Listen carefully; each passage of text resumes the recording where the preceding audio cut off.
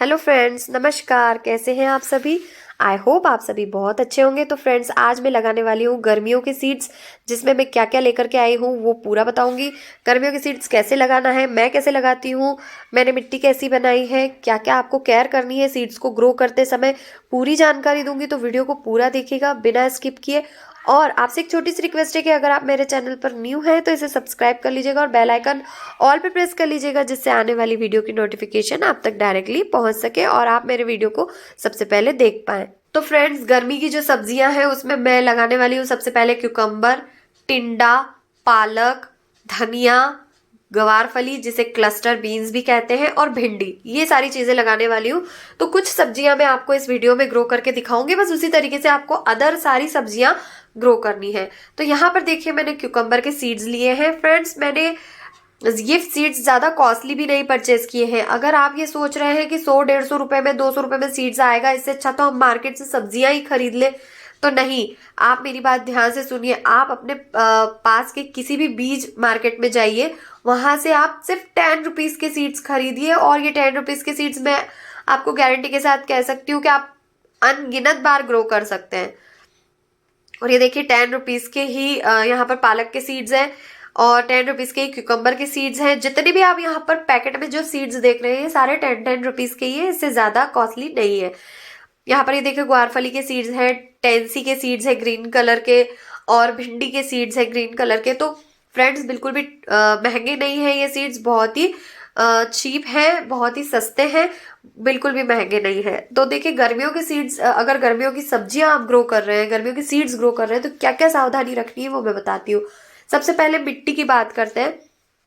तो मिट्टी होनी चाहिए 50% मिट्टी, यानी कि नॉर्मल गार्डन सॉइल। उसमें आपको 40% कंपोस्ट मिलाना है। उसके बाद आपको 10% कंस्ट्रक्शन सैंड, आप चाहे तो मोटी वाली या बारीक वाली, जैसी भी, आप बालू रेत है तो बालू रेत, और मोटी वाली कंस्ट्रक्शन सैंड है तो आप वो भी ऐड कर सकते हैं। तो फ्रेंड्स, आपको मिट्टी का रेशियो इस तरीके से रखना है। ट्राइकोडर्मा फंगीसाइड जो होता है वो ऑर्गेनिक होता है। आप वो मिट्टी में, अगर इतना बड़ा ग्रो बैग है जितना बड़ा मेरा ग्रो बैग है, तो आप उसमें कम से कम 2 चम्मच ट्राइकोडर्मा कंपोस्ट के साथ मिक्स करके ऐड कीजिएगा। जो 40% खाद मिलाएंगे ना, आप उस खाद में ट्राइकोडर्मा को मिक्स कीजिएगा, हल्की सी मॉइस्ट कीजिएगा, और उसके बाद 2-3 दिन बाद वो खाद उसमें मिट्टी में ऐड कर दीजिएगा। वो वीडियो भी मैं अपने चैनल पर डाल चुकी हूँ, आप जाकर के देख सकते हैं। तो फ्रेंड्स, यहाँ पर मैंने ये एक ग्रो बैग और रेडी किया है, जिसमें हम भिंडी के सीड्स लगाने वाले हैं। और ये ग्रो बैग मैंने अपने हाथों से घर पे ही बनाया था। मैंने ट्राई किया था कि मैं ये ग्रो बैग घर पर बना सकती हूँ कि नहीं। तो फ्रेंड्स, गर्मियों के सीड्स ग्रो करने के लिए फरवरी का महीना सबसे अच्छा होता है। अगर आप फरवरी में ग्रो नहीं कर पा रहे हैं तो प्लीज फिर आप मार्च में ग्रो मत कीजिए, क्योंकि ये सब्जियां फिर जब ग्रो होते होते, जब फ्रूटिंग पे आएगा, प्लांट फ्लावरिंग पे आएगा, तो गर्मियां बहुत ज्यादा आ जाएगी। मई की जो गर्मियां हैं उसमें आपको फल मिलने लग जाने चाहिए। लेकिन अगर आप मार्च में ग्रो करेंगे तो वो फिर मई के महीने में मिलेगी नहीं, वो फ्लावरिंग करेगी, और उस समय फ्लावरिंग, गर्मी और फ्लावरिंग का मैच जो होता है, मिलान जो होता है, वो सही नहीं होता है। आपका फ्रूट्स बनने लग जाना चाहिए उस समय, लेकिन उस समय अगर फ्लावरिंग हो रही है तो प्रॉब्लम हो सकती है फ्रूटिंग में। इसलिए आपको गर्मी की सब्जियां अभी फरवरी में ही लगा लेनी चाहिए, क्योंकि अब विंटर सीजन भी लगभग जा चुका है और समर सीजन आने की तैयारी है। स्प्रिंग सीजन चल रहा है, जिसे हाँ आप कह सकते हैं समर के पहले की जो ठंडक होती है, बस वही है। तो इसी में आपको ये सारे सीड्स ग्रो कर लेने हैं। आप और भी कोई अदर गर्मियों की सब्जियां लगाना चाहते हैं तो वो भी लगा सकते हैं। तो यहाँ देखिए, मैंने होल बना लिए हैं 6, और यहाँ पर मैं क्यूकम्बर ग्रो करूंगी। ककड़ी ग्रो करने के लिए आपको एक ग्रो बैग में 6 प्लांट से ज्यादा प्लांट नहीं लगाने हैं। 6 भी बहुत ज्यादा हो जाएंगे, अगर आप 4 ही लगाएंगे तो काफी है, लेकिन मैंने थोड़ा लालच किया है और यहाँ पर मैंने थोड़े से सीड्स ज्यादा लगा लिए। अब ये लाइन जो मैं खींच रही हूँ, इसमें हम पालक के सीड्स डालेंगे। तो एक ग्रो बैग में हम 2 सब्जियां ग्रो करेंगे।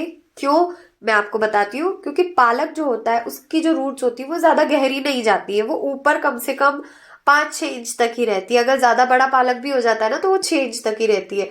लेकिन जो क्यूकम्बर होता है वो पूरे ग्रो बैग में अपनी रूट्स को फैलाएगा, ज्यादा नीचे तक रूट्स जाती है क्यूकम्बर की। और जो ककड़ी, जो पालक है, उसकी जो रूट्स है वो ज्यादा नीचे नहीं जाएगी। तो हम 2 क्रॉपिंग एक साथ कर सकते हैं, लेकिन 2 से ज्यादा नहीं, एक ग्रो बैग में। क्योंकि हम टेरेस गार्डनिंग कर रहे हैं तो हमें ज्यादा लालच नहीं करना चाहिए, जो मिल रहा है बस वही काफी है। तो यहाँ पर मैं एक जो हॉल बनाया है उसमें मैं 2 सीड्स डालूंगी। 2 सीड्स डालने के बाद मैं उसके ऊपर मिट्टी डाल दूंगी। आप चाहे तो अलग से मिट्टी स्प्रिंकल कर सकते हैं सीड्स के ऊपर, और बीज को उतना ही जमीन के अंदर रखें, यानी मिट्टी के अंदर रखें जितना वो बड़ा है। अगर वो 1 इंच बड़ा है, आधा इंच बड़ा है, तो उसको आधा इंच ही मिट्टी के अंदर रखिए और ऊपर से आधा इंच मिट्टी डाल दीजिए। और जो लाइन खींची है मैं उसमें पालक स्प्रिंकल करूंगी, और पालक भी हम थोड़ा थोड़ा थोड़ा डालेंगे। अभी भी आप पालक ग्रो कर सकते हैं, पूरी गर्मी भर पालक खा सकते हैं। किसने कहा कि सिर्फ विंटर सीजन में पालक ग्रो होता है? बिल्कुल नहीं। अगर आप अभी फरवरी में ग्रो कर लेते हैं तो आप पूरा मार्च, अप्रैल, मई, जून और जुलाई तक ये पालक खा सकते हैं। फिर जब बारिश ज्यादा होती है तो पालक खराब होने लगता है, तब आप उसे अवॉइड कीजिएगा खाने के लिए।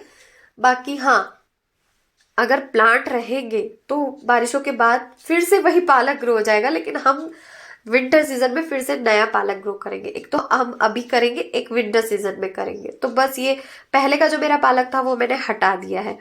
अब मैंने पालक के सीड्स डाल दिए हैं यहाँ पर, और धीरे धीरे मैं इनके ऊपर भी मिट्टी सरका दूंगी। तो फ्रेंड्स, ज़्यादा मुश्किल का काम नहीं है कोई भी वेजिटेबल को ग्रो करना।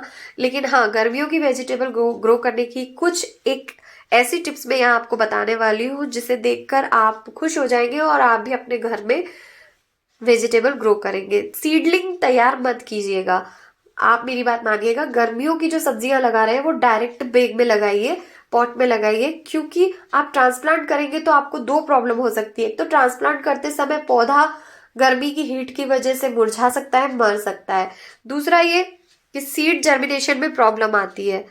तो आप इधर से इधर ट्रांसप्लांट करते समय गलतियां कर सकते हैं, और आप अच्छे से कैसे ग्रो कर सकते हैं वो भी मैं अभी बताती हूँ। तो यहाँ पर मैंने सभी के ऊपर मिट्टी सरका दी है, और अब मैं अच्छे से हाथों से इसको प्रेस कर दूंगी। और हाथों से प्रेस करना काफी हद तक अच्छा होता है, क्या ताकि क्या है कि मिट्टी के अंदर जो सीड है वो मिट्टी के साथ ही सेट हो जाता है, और सेट होने के बाद जब वो अंकुरण लेता है या पानी डालने के बाद वो हिलता नहीं है और अच्छे से अंकुरण लेकर बाहर आता है।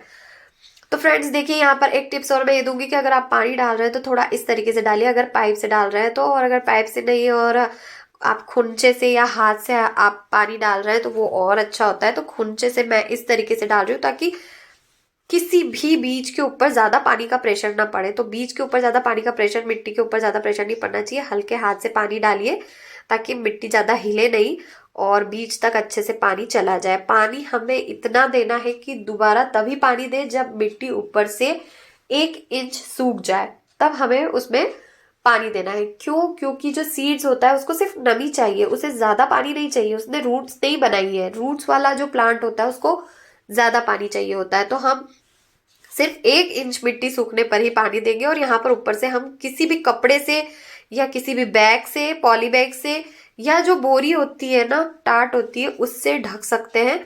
ढकने से क्या होगा कि जो बाहर का जो मौसम है उससे सीड के ऊपर कोई असर नहीं होगा, वो अंदर से गर्माहट लेता रहेगा और अच्छे से अंकुरण होगा। अंकुरण होने के बाद ध्यान रखिए, आपको ये जो ऊपर से पॉली बैग आपने डाला है ढकने के लिए वो हटा दीजिएगा, ताकि उसे सनलाइट मिल सके और वो और अच्छे से ग्रो कर सके। सिर्फ अंकुरण बनने तक ही ढक के रखना है, उसके बाद हटा देना है।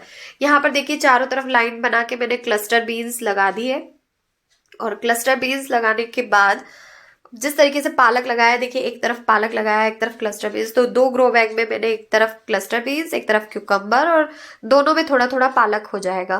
तो पालक मैंने ज्यादा मात्रा में लगाया है, मतलब कि दोनों ग्रो बैग में लगाया है। और ये इसी तरीके से आपको भी अपने गार्डन में सीड्स लगाने हैं।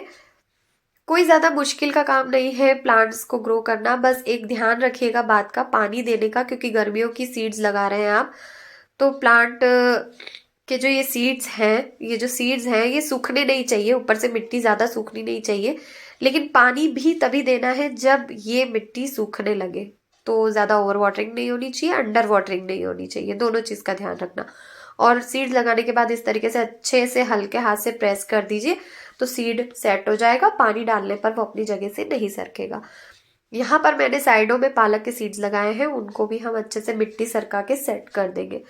तो देखिए, आप एक वेजिटेबल के साथ दूसरी वेजिटेबल्स, यानी कि एक जगह पे आप 2 वेजिटेबल आराम से लगा सकते हैं। कोई प्रॉब्लम वाली बात नहीं है, आप इजीली ग्रो कर सकते हैं। आप सीड्स को ऐसे ही स्प्रिंकल करके ऊपर से मिट्टी भी डाल सकते हैं, क्योंकि आप क्या कर रहे हैं, किचन गार्डनिंग कर रहे हैं, आप अपने घर में लगा रहे हैं। ज़्यादा बड़ा खेत होता है तो आप उसके ऊपर मिट्टी डालने का काम नहीं कर सकते हाथों से, वो आपको मशीन से करना होगा। लेकिन यहाँ पर आप छोटे स्तर पर गार्डनिंग कर रहे हैं तो इस तरीके से आप कर सकते हैं। और फ्रेंड्स अब हम लगाएंगे टिंडे। टिंडे भी लगाना बहुत इजी है, काफ़ी बड़ा सीड होता है तो आप उसे रात को पानी में भिगो के भी रख सकते हैं और फिर लगा सकते हैं। तो टिंडे लगाना भी बहुत आसान है, कोई ज़्यादा मुश्किल का काम नहीं है। ये देखिए यहाँ पर मैंने टिंडे के सीड्स थोड़ी थोड़ी दूरी पे लगा दिए हैं, क्योंकि क्या होता है सारे सीड्स तो ग्रो होते नहीं हैं, और अगर हो भी गए तो हम उनकी थिनिंग करके उनको अलग अलग कर देंगे। जितने हमें चाहिए हम उतने ही रखेंगे, बाकी के सीड्स को हटा देंगे। और जिस तरीके से क्लस्टर बीन्स लगाई थी मैंने लाइन खींच के, मैंने उसी तरीके से टेंसी के सीड्स को भी लगाया है।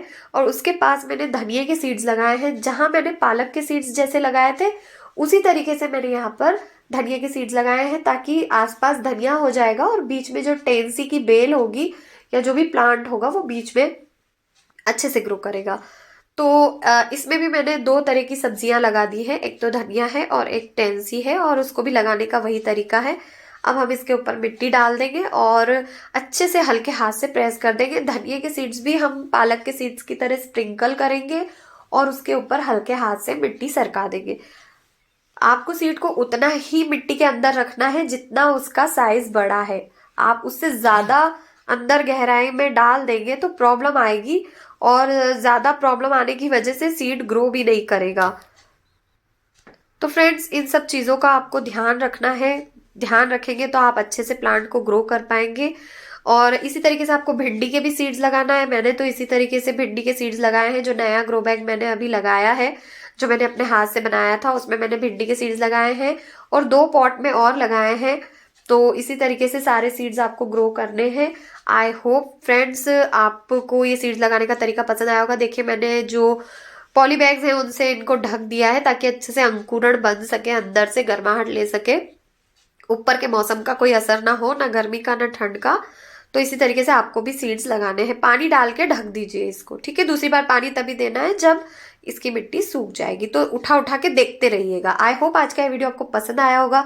वीडियो पसंद आया तो वीडियो को लाइक कीजिए, शेयर कीजिए। मेरे चैनल पर न्यू है तो सब्सक्राइब जरूर कीजिए, बेल आइकन ऑल पर प्रेस कीजिए, जिससे आने वाली वीडियो की नोटिफिकेशन आप तक डायरेक्टली पहुंचती रहे। फ्रेंड्स आप मुझे इंस्टाग्राम पे भी फॉलो कर सकते हैं, फ्लावर्स इन किचन गार्डन। मिलते हैं नेक्स्ट वीडियो में फिर किसी नई जानकारी के साथ। तब तक के लिए बाय, टेक केयर, जय श्री कृष्णा।